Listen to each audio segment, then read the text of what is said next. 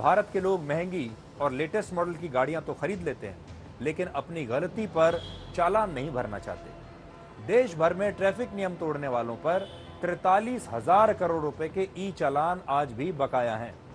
ये ई चालान सभी तरह की गाड़ियों के हैं, टू व्हीलर भी हैं, फोर व्हीलर भी हैं, कमर्शियल भी हैं। 43,000 करोड़ की रकम कोई छोटी मोटी रकम नहीं है। भूटान जैसे दुनिया के लगभग 30 देशों की जीडीपी इस रकम से कम है।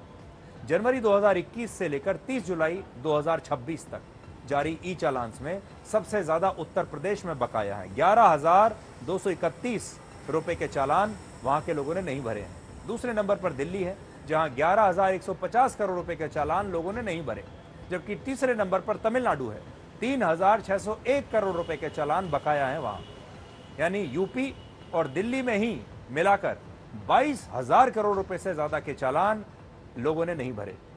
उत्तर प्रदेश में सबसे ज्यादा लगभग 9 करोड़ चालान काटे गए, जबकि तमिलनाडु दूसरे नंबर पर है, जहां 6 करोड़ 37 लाख चालान हुए। ई चालान की संख्या में दिल्ली तीसरे नंबर पर है और केरलम चौथे नंबर पर। इन आंकड़ों में सबसे दिलचस्प बात यह है कि तमिलनाडु में दिल्ली के मुकाबले करीब 35% ज्यादा ई चालान जारी हुए, लेकिन तमिलनाडु में दिल्ली के मुकाबले बकाया राशि लगभग 68% कम है। मतलब यह हो सकता है कि तमिलनाडु के लोग चालान का भुगतान कर रहे हैं, या वहां चालान वसूली की जो व्यवस्था है वो बाकी राज्यों से ज्यादा मजबूत है। लेकिन कुल मिलाकर तमिलनाडु में चालान वसूले जा रहे हैं बाकी देशों के मुकाबले। ऐसे लोगों के खिलाफ अब सरकार एक्शन ले रही है।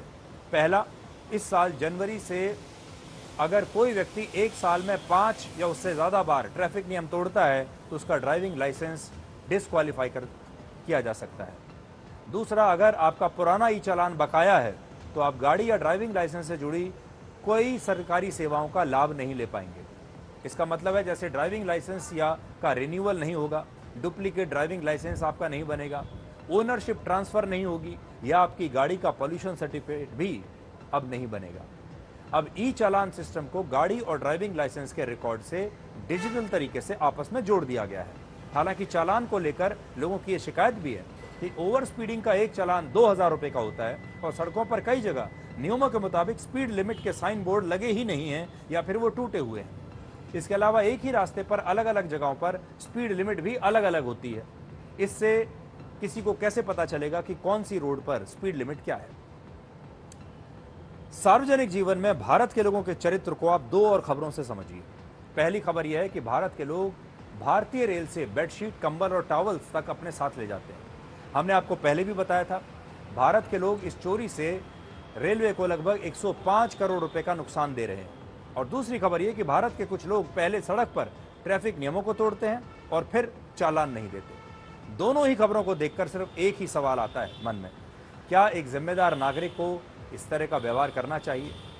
हम अपने अधिकारों को लेकर तो बहुत जागरूक हैं, बात बात पर सरकार से सवाल भी पूछते हैं, खराब सड़कों की शिकायत करते हैं, सरकार से बुलेट ट्रेन्स की मांग करते हैं, लेकिन जब हमें अच्छी सड़कें मिलती हैं, हाईवेज मिलते हैं, तब हम ट्रैफिक नियमों को तोड़ना शुरू कर देते हैं। जब हमें अच्छी ट्रेन मिलती हैं तो वहाँ से भी चोरी करना शुरू कर देते हैं। यानी जब भी बात जिम्मेदारी निभाने की आती है तो भारत के लोग अक्सर बहुत पीछे रह जाते हैं।